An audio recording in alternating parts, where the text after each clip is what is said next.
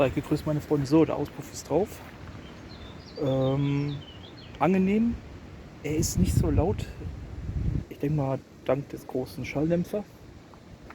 Hört sich schön tief an. Passgenauigkeit ist okay gewesen.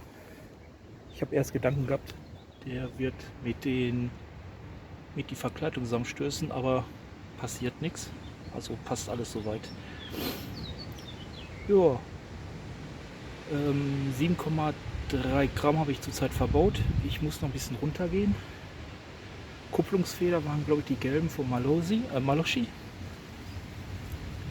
Ja, mal gucken, ne? Wie lange der jetzt drauf bleibt. Vom Sound her ganz angenehm, also nicht so laut wie die anderen Rolltüten. Das geht schon ganz okay.